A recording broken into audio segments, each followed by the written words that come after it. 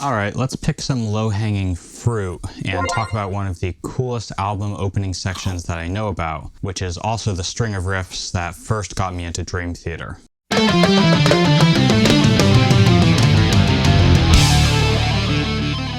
In case you've been living under a rock for the last 40 years, Dream Theater are a progressive metal band, and they're maybe even the progressive metal band.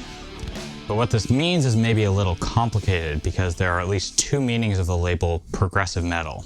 To borrow a formulation from Jeff Wagner, although I think this idea goes back further than his book, Dream Theater are standard bearers of the so-called capital P progressive metal, or what I'm going to call orthodox progressive metal, which is generally distinct from lowercase progressive metal, or what I'm going to call unorthodox or experimental progressive metal, maybe. The idea is that the word progressive can be taken as an indicator of a more or less fixed subgenre, so stuff that sounds like Dream Theater, or it can be a catch-all for music that pushes beyond existing subgenres. So like I remember seeing a review a long time ago where it was talking about like how the Safety Fire, for example, is a lowercase or an unorthodox progressive metal band because they are kind of progressive, they're out there, they have clean vocals and jazz sections and all this stuff, but they don't sound anything like Dream Theater. Whereas Between the Buried and Me is maybe more of a orthodox progressive metal band in that they do a lot of the same things when they're structuring songs and writing these long instrumental sections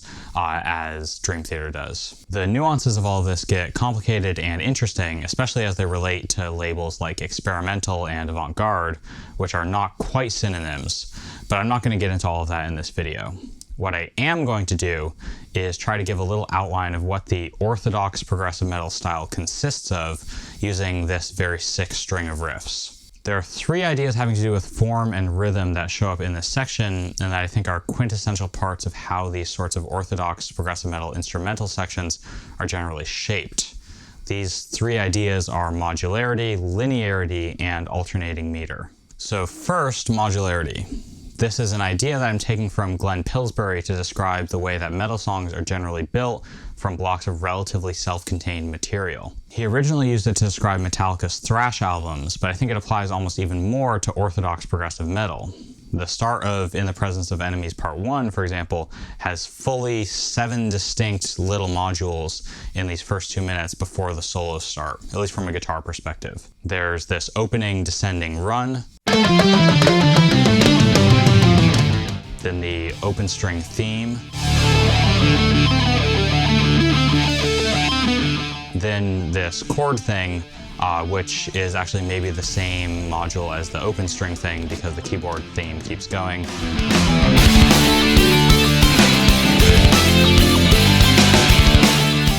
This metric labyrinth that I'm going to spend a little while on in the rest of this video.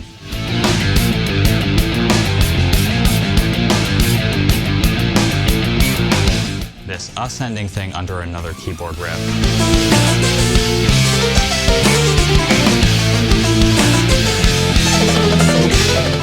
This stupid fast Flight of the Bumblebee thing, which finally comes crashing back down into the opening run.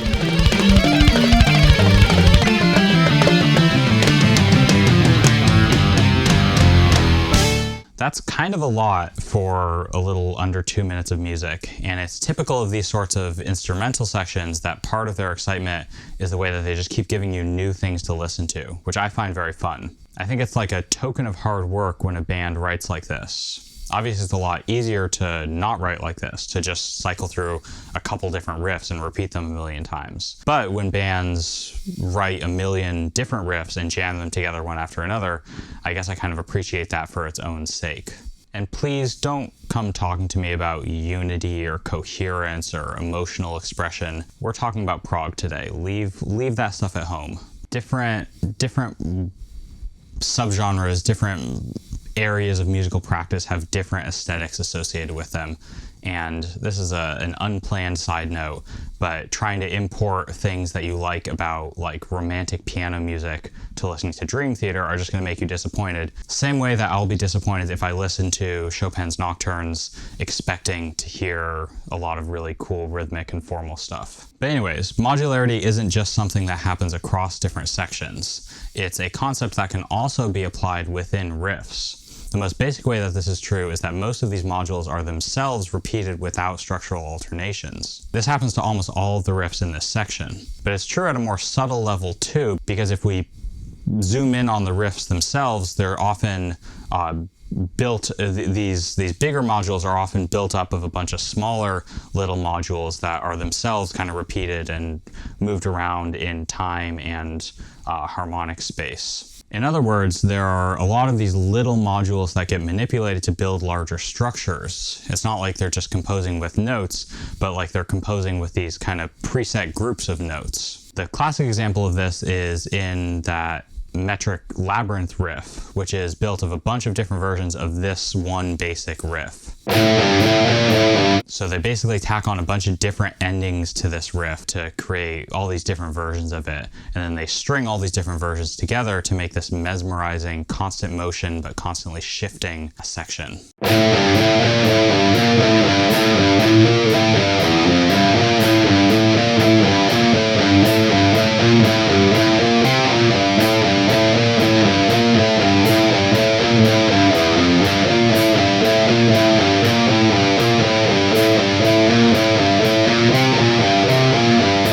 I'll talk a little more specifically about how this is organized in a second, but for now I just want to point out how like brutally economical this section is. It's really all coming from just one motive that's getting manipulated in a bunch of different ways. The Flight of the Bumblebee part is similar.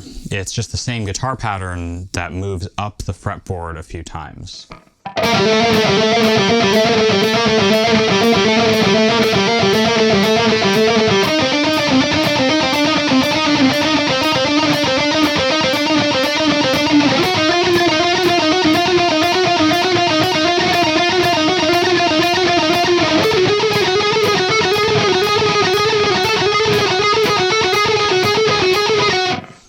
Even the shreddy descending thing, or descending and ascending thing after that, is built from a few patterns that keep being sequenced up the fretboard or moved up the fretboard. So like my fingers are doing the same thing, I'm just moving up frets and strings. If I slow it down a ton, this part sounds like this.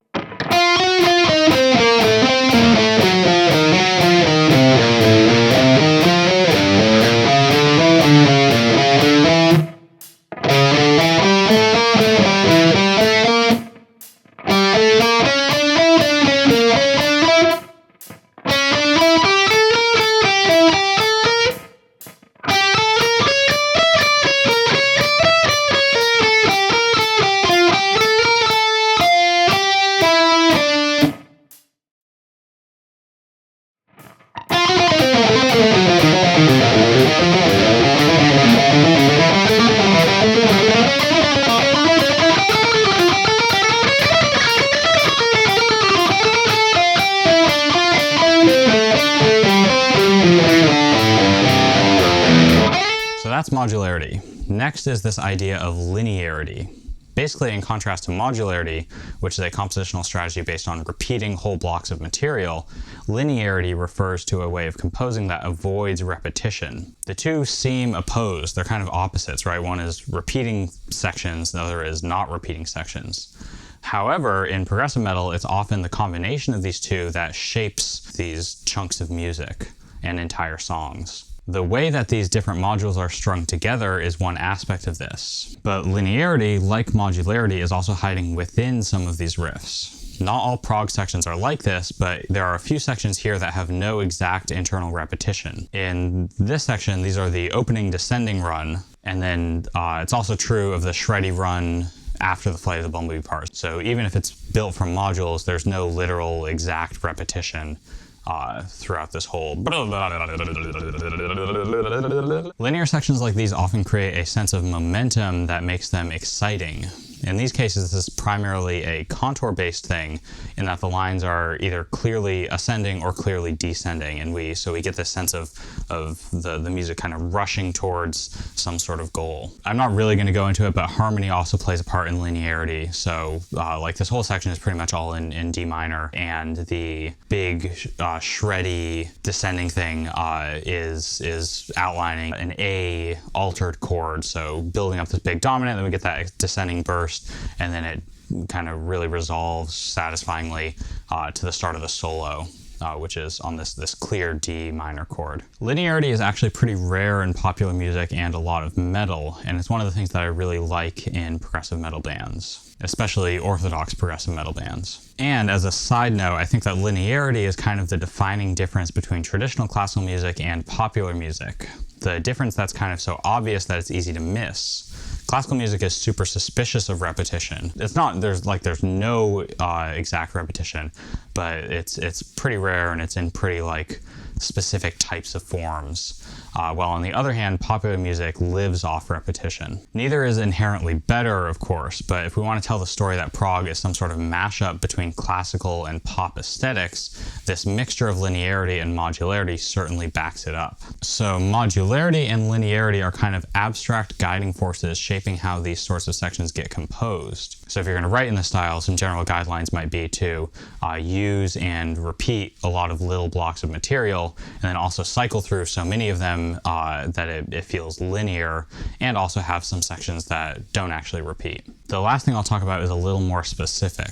Of course, one of the main hallmarks of progressive metal is unusual and surprising play with rhythm and meter. You've got your odd cardinality meters, which bands will often hang out in, so 5/8, 7/8, etc. But a more typical prog thing, and a slightly more complicated prog thing, is to have a string of different meters that alternates in a fixed cycle. The big example of this in this section of In the Presence of Enemies is in that metric labyrinth passage, which has a repeating string of meters that goes 9, 10, 9, 11, 9, 10, 12, 14. Again, it's pretty easy to hear where each of these measures starts and ends because of the modular way each block starts the same way. This is a slightly longer example as far as alternating meters go, but the basic idea of alternating meter is the same whether you're alternating between 2 meters or 8 different meters, as in this case.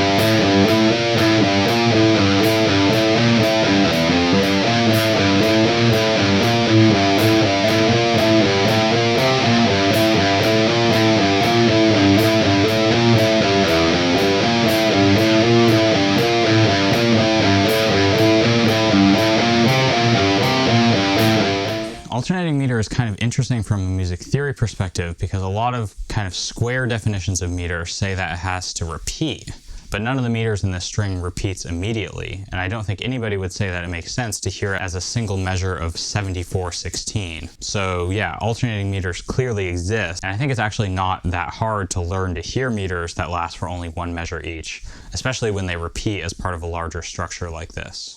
So I think that's plenty about these few riffs. Here at long last is a playthrough featuring my friend and former Florid Ecstasis guitarist Gage Desort, who is something of a specialist on this section, although him playing on this meant that I had to learn the synth part, which involves doing this.